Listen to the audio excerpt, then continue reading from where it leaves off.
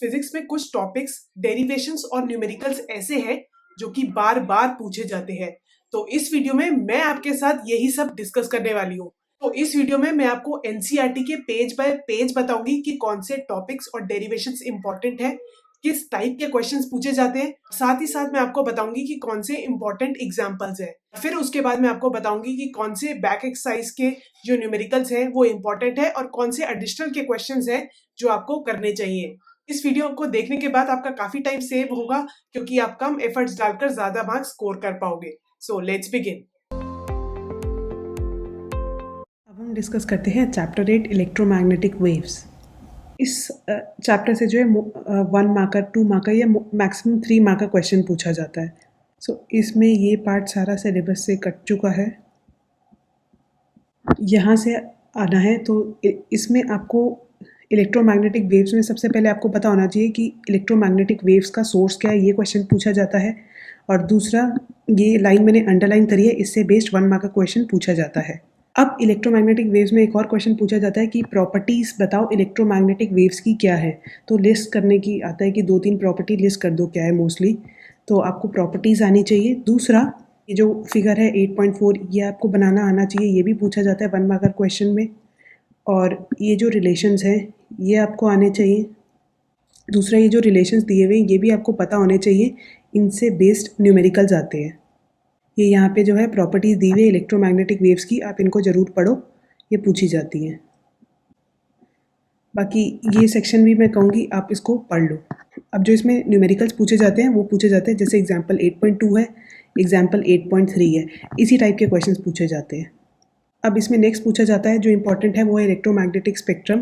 तो electromagnetic spectrum में जो रेज, एक्स रेज ये सब है, इनका फ्रीक्वेंसी और वेवलेंथ का रेंज आना चाहिए कि इनमें क्या होता है। अगर फ्रीक्वेंसी दी हुई है तो आपको आइडेंटिफाई करना आना चाहिए कि ये गामा रे है, एक्स रे है, क्या है।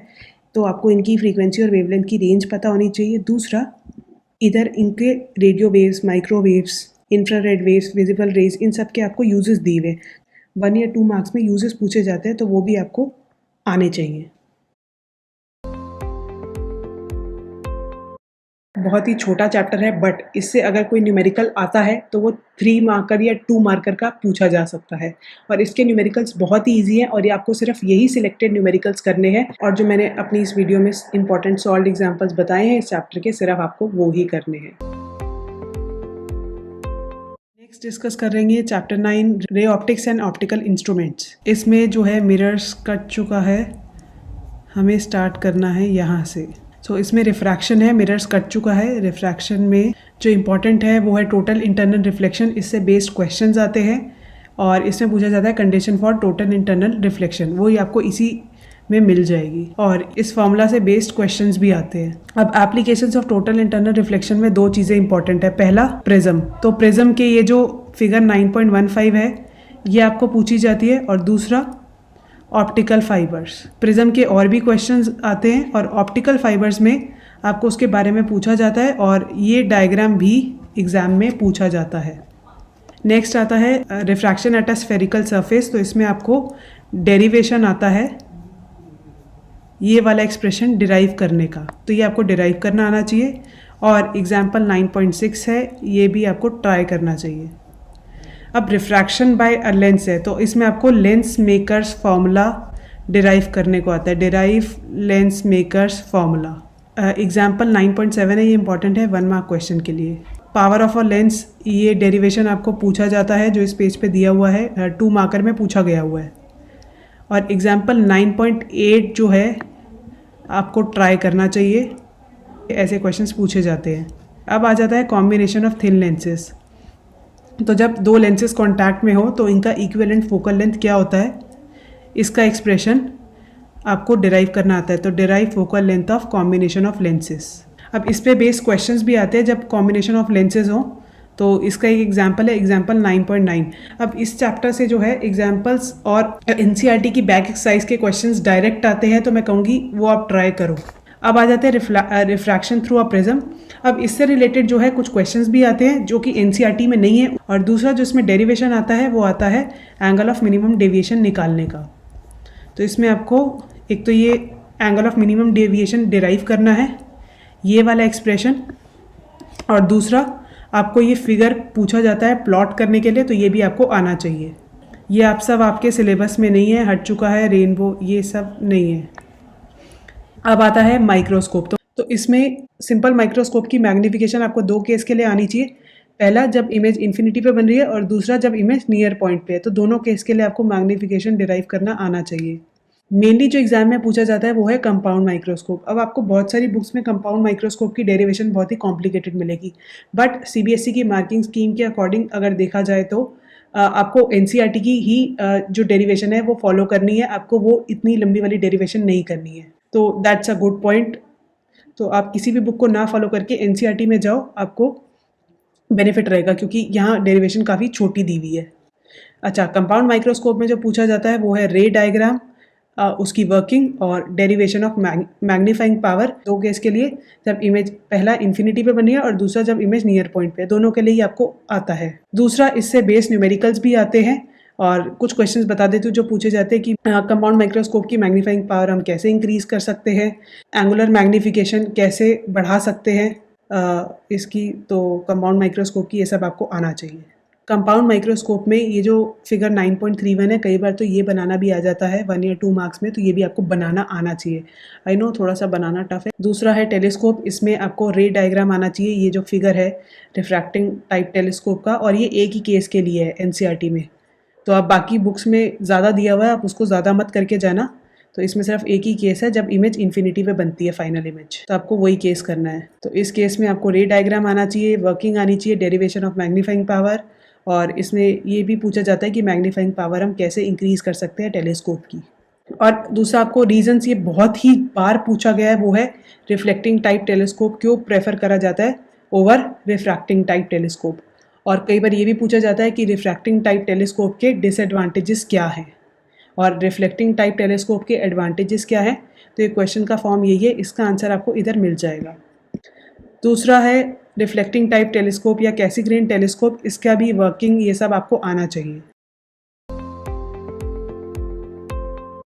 रे ऑप्टिक्स से जो है डायरेक्टली एनसीईआरटी के सॉल्व्ड एग्जाम्पल और एक्सरसाइज के क्वेश्चंस एज इट इज आपको एग्जाम में पूछे जाते हैं, तो इसको भी आपको मिस नहीं करना है। ये सारे क्वेश्चंस आपको ट्राई करने हैं। इससे जो मेनली आपको क्वेश्चंस पूछे जाते हैं वो है कॉम्बिनेशन ऑफ लेंसेज और कंपाउंड माइक्रोस्कोप और टेलीस्कोप पर। बहुत ही सिंपल न्यूमेरिकल्स हैं, आप ट्राई करोगे तो हो जाएंगे। अगेन ये जो मैंने बोल्ड करे हुए हैं ये क्वेश्चंस तो आपको जरूर करने हैं, ये बार बार पूछे जा चुके हैं एग्जाम में। ये वीडियो से अगर आपकी हेल्प हो रही है तो वीडियो को लाइक जरूर कर दो और चैनल को सब्सक्राइब जरूर करना। हम डिस्कस करते हैं चैप्टर 10 वेव ऑप्टिक। इसमें वेव फ्रंट का डेफिनेशन पूछा जाता है।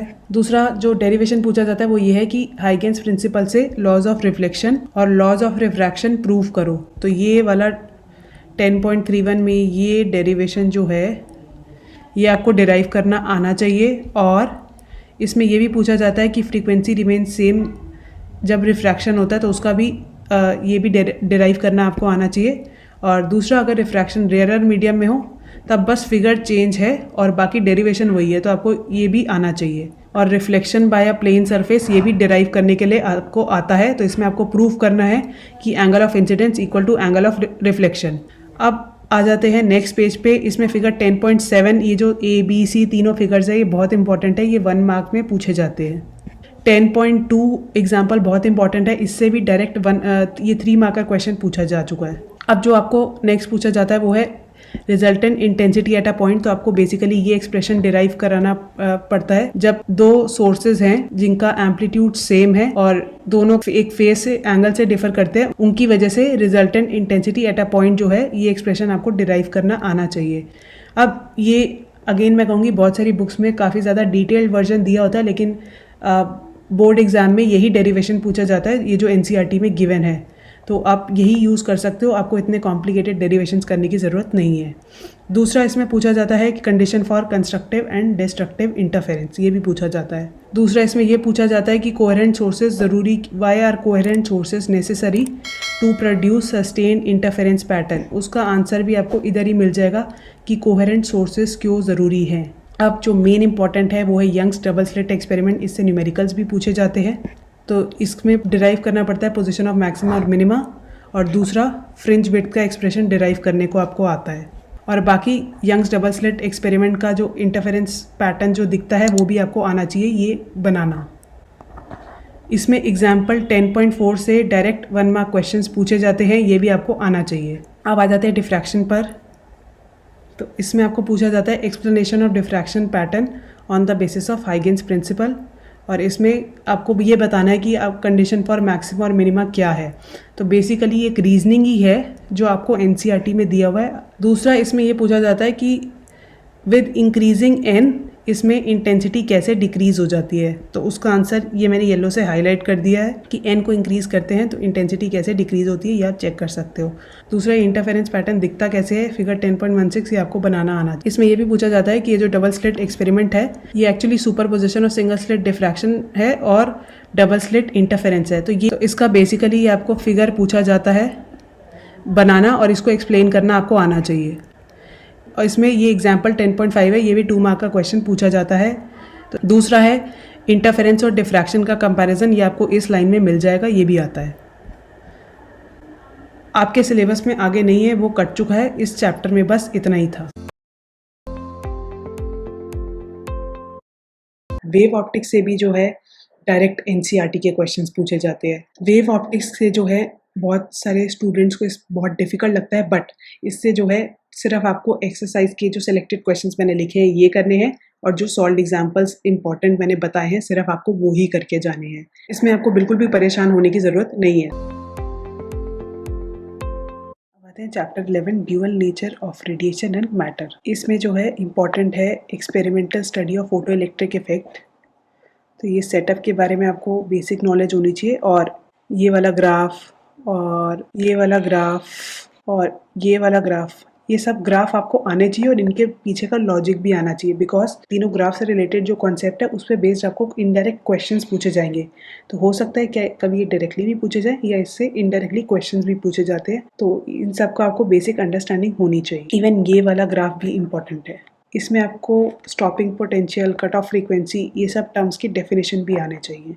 अब इसमें एक क्वेश्चन ये आता है कि why wave theory can not explain photo electric effect, और दूसरा को इसमें ये पूछा जाता है कि ये जो फोटो इलेक्ट्रिक इक्वेशन है इससे कैसे हम फोटो इलेक्ट्रिक इफेक्ट को एक्सप्लेन कर सकते हैं, वो हमें वेव थ्योरी कैसे नहीं एक्सप्लेन कर पाई, ये भी क्वेश्चन पूछा जाता है। ये सारे 3 मार्क का क्वेश्चन हैं, और इसमें आपको work function, stopping potential, cut off frequency, इन सब की डेफिनेशंस भी पूछी जाती है। और दूसरा ये जो इक्वेशंस है इससे रिलेटेड एक ग्राफ पूछा जाता है कि हम प्लैंक्स कांस्टेंट को स्टॉपिंग पोटेंशियल वर्सेस फ्रीक्वेंसी वाले ग्राफ से कैसे निकालें। तो ये लाइन है, डेरिवेशन आता है 3 मार्क्स में। नेक्स्ट क्वेश्चन ये पूछा जाता है features of photon picture of light, और ये सब एग्जाम्पल 11.1, 11.2 ये भी आपको करना चाहिए। 11.3 वेव नेचर ऑफ मैटर, ये आपको बेसिक आना चाहिए कि ये बेसिक कॉन्सेप्ट क्या कहता है, इससे बेस्ड न्यूमेरिकल्स आते हैं। तो lambda is h by m, ये सब फॉर्मूला आना चाहिए। और इन इक्वेशन से रिलेटेड, इससे रिलेटेड क्वेश्चंस पूछे जाते हैं 1 या 2 मार्कर, तो ये भी आपको इनसे आना चाहिए जिससे आप क्वेश्चंस या न्यूमेरिकल सॉल्व कर पाओ। और दूसरा अनसर्टेनिटी प्रिंसिपल आपको आना चाहिए। इसमें अगेन आपको 11.4 एग्जाम्पल, 11.5 एग्जाम्पल, 11.6 एग्जाम्पल और 11.7 एग्जाम्पल, ये आपको सारे करने हैं। Davisson and Germer experiment syllabus में नहीं है, आपको ये नहीं करना। में जो है आपको सारे एक्सरसाइज के क्वेश्चंस करने हैं। पूरा जो सेक्शन है ड्यूअल नेचर, एटम्स और न्यूक्लियाई, उसमें से सबसे ज़्यादा क्वेश्चन ड्यूअल नेचर से ही पूछे जाते हैं। ये सेक्शन जो है स्कोरिंग है और इसके न्यूमेरिकल जो है ज़्यादा टफ भी नहीं है। तो मैं सजेस्ट करूँगी कि आप इसके सारे एक्सरसाइज के क्वेश्चंस ट्राई करो, और कुछ ये जो सेलेक्टेड मैंने एडिशनल के क्वेश्चंस मार्क करे हैं आप ये भी करो। अगर आप इसमें छोड़ना चाहते हो तो सिर्फ आप ये वाला सेक्शन छोड़ सकते हो, बाकी मैं सजेस्ट करूँगी आप सारे करो, बिकॉज इस चैप्टर से काफ़ी ज़्यादा न्यूमेरिकल्स पूछे जाते हैं। अब हम डिस्कस करेंगे चैप्टर 12 एटम्स। इसमें जो है गीगर मार्जिन एक्सपेरिमेंट पूछा जाता है और उसमें आपको बेसिकली ऑब्जर्वेशंस और कंक्लूजन्स पूछी जा सकती। नेक्स्ट ये जो फिगर 12.3 है ये आपको बनाना आना चाहिए। इस सेक्शन में जो है इम्पैक्ट पैरामीटर है क्या, इसका डेफिनेशन आना चाहिए, और इम्पैक्ट पैरामीटर और थीटा का क्या रिलेशन है वो इसमें हाईलाइट करा हुआ है, वो आता है, वो आप पढ़ लो। एग्जाम्पल 12.2 से 2 या 3 मार्क का क्वेश्चन पूछा जाता है, तो इसको भी आप करो। अब आते हैं इलेक्ट्रॉन ऑर्बिट्स में, तो इसमें ये expressions total energy of electron in hydrogen atom का ये एक्सप्रेशन आपको डिराइव करना आना चाहिए। 2 मार्क्स में पूछा जाता है। और दूसरा इसमें ये भी पूछा जाता है कि जो टोटल एनर्जी है वो नेगेटिव क्यों है। इसका आंसर आपको यही मिल जाएगा। 12.3 मैं कहूँगी आपको करना है। नेक्स्ट है स्पेक्ट्रम ऑफ हाइड्रोजन एटम। इसमें लाइमन बाल्मेर ब्रैकेट पीफंड इनसे रिलेटेड क्वेश्चंस पूछे जाते हैं। तो इन सीरीज में आपको बताना होता है कि लॉन्गेस्ट वेवलेंथ कौन सी है, इनमें शॉर्टेस्ट वेवलेंथ कौन सी है, या ये सब आपको क्वेश्चंस इसमें मेजरली पूछे जाते हैं इन सीरीज से। ये वेवलेंथ की एक्सप्रेशन है, लेकिन आपको ये फ्रीक्वेंसी का रिलेशन भी आना चाहिए कि इनकी फ्रीक्वेंसी क्या होती है, आपको कैसे निकालनी है। नेक्स्ट इसमें पूछा जाता है कि लिमिटेशंस ऑफ रदरफोर्ड मॉडल क्या है, वो आपको इस पैराग्राफ में मिल जाएंगी। एग्जाम्पल 12.4 अगेन इम्पॉर्टेंट है। ये सारे बोर्स पॉस्टुलेट जो हैं, Bohr's first postulate, second postulate, third postulate, इन सब के स्टेटमेंट्स आपको लिखने आने चाहिए, ये एग्जाम में पूछे जाते हैं। और दूसरा जो इसमें ये पूछा जाता है 3 मार्क्स का derivation, dual nature of matter, atoms और न्यूक्लिया, से 5 मार्क का क्वेश्चन नहीं पूछा जाता है। इससे जनरली 1, 2 या 3 मार्क का क्वेश्चन ही पूछे जाते हैं। तो एक 3 मार्क का क्वेश्चन इसमें ये पूछा जाता है, ये वाला क्वांटाइजेशन ऑफ एंगुलर मोमेंटम वाला ये पॉस्टुलेट यूज करके आप इसमें डिराइव करो expression for velocity of electron in nth orbit या expression for radius of electron in nth orbit. ये आपको डिराइव करने के लिए आते हैं एक्सप्रेशंस, ये आपको जरूर करके जाने हैं। और इवन ये बोर्स रेडियस, ये आपको ये सब आना चाहिए। इसमें एक और एक्सप्रेशन पूछा जाता है, total energy of electron in nth stationery orbit, इसका एक्सप्रेशन डिराइव करो। तो वेलोसिटी और रेडियस के साथ साथ आपको टोटल एनर्जी का भी एक्सप्रेशन डिराइव करना आना चाहिए। एग्जाम्पल 12.5 इंपॉर्टेंट है। इसके बेसिकली आपको फॉर्मूलाज डिराइव करने हैं टाइम पीरियड का। नेक्स्ट एनर्जी लेवल्स में आपको आयोनाइजेशन एनर्जी क्या है, इसका डेफिनेशन आना चाहिए। और आयोनाइजेशन एनर्जी निकालते कैसे है वो इस पैराग्राफ में दिया हुआ है, या पढ़ लेना। अब आता है line spectra of hydrogen atom. तो जब कोई भी इलेक्ट्रॉन हायर एनर्जी लेवल से लोअर एनर्जी लेवल में आता है और जो वो फ्रीक्वेंसी ऑफ रेडिएशन एमिट करता है वो क्या होती है, वो आपको डिराइव करना है। तो ये जो हाईलाइटेड एक्सप्रेशन है ये आपको डिराइव करना आना चाहिए। ये है frequency of radiation emitted when electron jumps from higher energy to lower energy level. बाकी ये डायग्राम्स आपको बनाने आने चाहिए फिगर 12.9। एग्जाम्पल 12.6 इंपॉर्टेंट है, ये आपको आना चाहिए। इसको आपको सॉल्व करके भी देखना है, बिकॉज इसमें बहुत बारी कन्वर्जन करते हुए स्टूडेंट्स पावर की या कुछ ऐसी मिस्टेक्स कर देते हैं, तो ये आपको जरूर करके देखने हैं इसके क्वेश्चंस। नेक्स्ट आ जाते हैं de Broglie's explanation for Bohr's second postulate of quantization. इसमें जो है आपको 2 टाइप के क्वेश्चन पूछे जाते हैं। पहला टाइप का क्वेश्चन ये पूछा जाता है कि डी ब्रॉगली हाइपोथेसिस कैसे स्टेशनरी ऑर्बिट को एक्सप्लेन करता है, ये वाला क्वेश्चन, उसका एक्सप्रेशन आपको ये एक्सप्लेन करना है। और दूसरा ये पूछा जाता है कि Bohr's postulate of quantization of angular momentum de Broglie hypothesis से कैसे प्रूव कर सकते हैं। तो बेसिकली आपको इस स्टेटमेंट से ये डिराइव करना आना चाहिए। ये 2 या 3 मार्क का क्वेश्चन में पूछा जाता है। एंड लास्टली जो इसमें पूछा जाता है वो है limitations of Bohr model. Atoms में ज़्यादा क्वेश्चन नहीं है एक्सरसाइज में, तो इसलिए मैं सजेस्ट करूँगी आप इसके सारे क्वेश्चंस करो एक्सरसाइज के। बहुत ही कम क्वेश्चंस है और एडिशनल क्वेश्चंस मैंने सिर्फ 2 ही लिखे, तो आप वो भी ट्राई करो। इन 3 चैप्टर ड्यूअल नेचर, एटम्स और न्यूक्लिया, इन तीनों चैप्टर्स के लिए मैं आपको सजेस्ट करूँगी कि इनके न्यूमेरिकल्स की कैलकुलेशन आप खुद करके देखो, बिकॉज इसमें जो क्वेश्चन दिए जाते हैं वो थोड़े कैलकुलेशन बेस्ड होते हैं और मोस्टली स्टूडेंट्स इनमें जो यूनिट्स की कन्वर्जन होती है उसमें मिस्टेक्स करते हैं। तो इसके क्वेश्चंस आप खुद कैलकुलेट करके देखो। अब हम डिस्कस करते हैं चैप्टर 13 न्यूक्लिया। इसमें आपको आइसोटोन्स, आइसोबार्स और आइसोटोप्स का बेसिक आइडिया होना चाहिए। इससे रिलेटेड 1 और 2 मार्क का क्वेश्चंस पूछे जाते हैं। दूसरा, आपको साइज ऑफ न्यूक्लियस का ये जो फॉर्मूला जो मैंने हाईलाइट करा है ये आपको पता होना चाहिए और इसमें प्रूव करना आता है कि ये आता है density of nucleus is independent of ये 2 या 3 मार्कर क्वेश्चन में पूछा जाता है। और ये वाला फॉर्मूला जो है ये न्यूमेरिकल्स में भी यूज़ होता है। नेक्स्ट इंपॉर्टेंट चीज़ है मास एनर्जी रिलेशनशिप, ये E=mc² आपको आना चाहिए। एग्जाम्पल 13.2 इम्पॉर्टेंट है। नेक्स्ट है न्यूक्लियर बाइंडिंग एनर्जी, इसमें आपको ओरिजिन ऑफ बाइंडिंग एनर्जी पता होना चाहिए, बाइंडिंग एनर्जी का कॉज क्या है, ये होती किस वजह से है, और इसमें आपको मास डिफेक्ट का फॉर्मूला आना चाहिए। और दूसरा बाइंडिंग एनर्जी का ये रिलेशन, ये आपके न्यूमेरिकल्स में काम आएगा। एग्जाम्पल 13.3 इंपॉर्टेंट है, इसमें आपको ये डिराइव करना आना चाहिए कि 1U is 931.5 MeV। ये आपके सिलेबस में नहीं है। न्यूक्लियर फोर्स जो है या आपके सिलेबस में है और इसकी प्रॉपर्टीज़ पूछी जाती है क्या है, तो ये 2 या 3 मार्क्स में पूछा जाता है कि इसकी न्यूक्लियर फोर्स की प्रॉपर्टीज़ बताओ। और दूसरा ये फिगर इंपॉर्टेंट है, और इसमें एक बार ये भी पूछा गया है कि अट्रैक्टिव और रिपल्सिव रीजन कौन सा है, उसको मार्क करो। रेडियो एक्टिविटी आपके सिलेबस से कट चुका है, ये सारा आपके सिलेबस में नहीं है। अब आ जाते हैं न्यूक्लियर एनर्जी पे। इसमें फिजन और फ्यूजन में इतना सब कुछ जो दिया हुआ है, ये सब इतना पूछा नहीं जाता। मैं बता देती हूँ इससे कैसे क्वेश्चंस आएंगे मेनली। तो इसमें difference between fission and fusion पूछा जाता है। ये चीज़ें आप फिजन और फ्यूजन की ये आप ये रीड कर लेना। अब ये जब जो न्यूक्लियर रिएक्टर है, ये आज तक नहीं पूछा गया है। दूसरा इसमें पूछा जाता है कि ये जो रिएक्शन मैंने हाईलाइट करा हुआ है, इसमें पूछा जाता है कि इसमें ये जो energy release in a reaction निकालो, तो ये आपको निकालना आना चाहिए। तो ऐसे में आपको फिजन और फ्यूजन रिएक्शंस दिए जाएंगे और आपको कैलकुलेट करना है कि energy release in a reaction क्या है। आप जाके इसके क्वेश्चन ट्राई कर सकते हो। ऐसे क्वेश्चन 3 मार्क्स में पूछे जाते हैं और बहुत ही ईजी है। तो जैसे ऐसा क्वेश्चन पूछा गया, इसमें energy release in a reaction निकालो।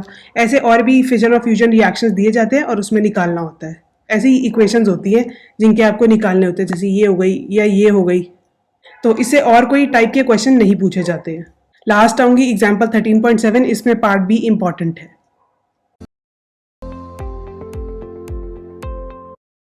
न्यूक्लियर से काफ़ी सारा पोर्शन कट चुका है, बट इसमें मैंने सिर्फ इंपॉर्टेंट क्वेश्चंस मार्क करे हैं। तो इसमें अगर ये जो बोल्ड मार्क करे हुए हैं, आप सिर्फ यही कर लो तो वो काफ़ी है। और इसके साथ साथ मैं आपको सजेस्ट करूंगी कि आप इसके इंपॉर्टेंट सॉल्व्ड एग्जाम्पल्स भी ट्राई करो इन तीनों चैप्टर्स के लिए, ड्यूअल नेचर, एटम्स और न्यूक्लियाई के लिए। अब आते हैं लास्ट चैप्टर पर, सेमीकंडक्टर्स। अब हम डिस्कस करेंगे चैप्टर 14, सेमीकंडक्टर इलेक्ट्रॉनिक्स।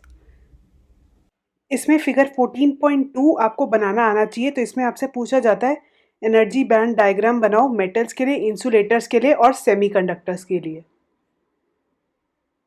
दूसरा फिगर 14.6 भी आपको बनाना आना चाहिए इंट्रिंसिक सेमीकंडक्टर के लिए, ये भी पूछा जाता है। एग्जाम्पल 14.1 1 मार्क का क्वेश्चन में पूछा जा चुका है। फिगर 14.9 भी आपको बनाना आना चाहिए। Energy band diagram of n type and p type semiconductors भी पूछा जाता है। और एग्जाम्पल 14.2 भी आपको आना चाहिए। पीएन जंक्शन फॉर्मेशन में ये पूछा जाता है कि कौन से दो प्रोसेस हैं जो पीएन जंक्शन फॉर्मेशन में होते हैं, आप उनको एक्सप्लेन करो। तो ये डिफ्यूजन और ड्रिफ्ट को आपको एक्सप्लेन करने को आता है। दूसरा, इससे आपको ये भी क्वेश्चन पूछा जाता है कि पीएन जंक्शन का फॉर्मेशन कैसे होता है, डिस्क्राइब करो। और इसमें आपको डेफिनेशन ऑफ बैरियर पोटेंशियल और डिप्लीशन रीजन भी पूछा जाता है। अब इस टॉपिक से आपको पूछा जाता है कि एक्सप्लेन करो जब पीएन जंक्शन को फॉरवर्ड बायस करते हैं तो क्या आता है। ये सारा आपको डिस्क्राइब करने को आता है एग्जाम में। और इसके साथ साथ ये भी पूछा जाता है कि जब डायोड को रिवर्स बायस करो तब क्या होता है। तो ये फॉरवर्ड बायस और रिवर्स बायस मिला के 3 मार्क्स में पूछा जाता है। नेक्स्ट क्वेश्चन इससे पूछा जाता है difference between forward bias and reverse bias. और पूछा जाता है कि ब्रेकडाउन वोल्टेज को डिफाइन करो। इसमें फिगर 14.16 इंपॉर्टेंट है। इसमें पहले तो आपको एक्सपेरिमेंटल अरेंजमेंट आना चाहिए और दूसरा VI characteristics of PN junction diode, ये जो है ये आपको बनाने को आता है एग्जाम में।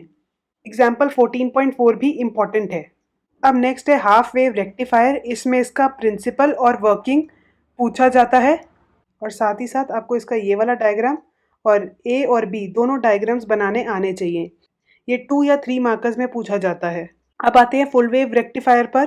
तो फुल वेव रेक्टिफायर में भी ये सारे डायग्राम जो है ए बी सी ये सब आपको बनाने आने चाहिए। और फुल वेव रेक्टिफायर का प्रिंसिपल, वर्किंग पूछा जाता है। जीना डायोड आपके सिलेबस से हट चुका है। फोटो डायोड आता है, उसमें आपसे पूछा जाता है कि फोटो डायोड की वर्किंग क्या है। और दूसरा जो क्वेश्चन पूछा जाता है वो ये है कि फोटो डायोड हमेशा रिवर्स बायस में ही क्यों ऑपरेट करते हैं। और इसके फिगर्स दोनों आपको ये जो है 14.23 आना चाहिए। ये स्पेशली ये इंटेंसिटी का वेरिएशन कैसे हो रहा है, ये सब आपको पता होना चाहिए। लाइट एमिटिंग डायोड में अगेन इसका आपको वर्किंग आता है और इसमें आपको बताना होता है कि कौन सा मटेरियल यूज़ करा जाता है एलईडीज़ को बनाने के लिए और क्यों। इसके साथ साथ एक और क्वेश्चन पूछा जाता है कि एलईडी का एडवांटेज क्या है over conventional low power lamps, तो ये भी आपको आता है एग्जाम में। लास्ट है सोलर सेल, इसमें वर्किंग आती है, इसका आपको फिगर बनाना आना चाहिए, फिगर 14.24। और जो सोलर सेल का ये जो आईवी कैरेक्टरिस्टिक्स है ये भी आपको बनाना आना चाहिए। और इसमें ये पूछा जाता है कि जो 3 प्रोसेसेस होते हैं to generate EMF in a solar cell, इसको डिस्क्राइब करो। लास्टली एग्जाम्पल 14.7 भी इम्पॉर्टेंट 1 मार्क का क्वेश्चन है। सेमीकंडक्टर से जो है ये बहुत ही स्कोरिंग चैप्टर है, इसके क्वेश्चन ज़्यादा टफ भी नहीं होते, तो आपको सिर्फ यही एक्सरसाइज के क्वेश्चंस ट्राई करने हैं। Thank you so much for watching this video. I'll see you next time.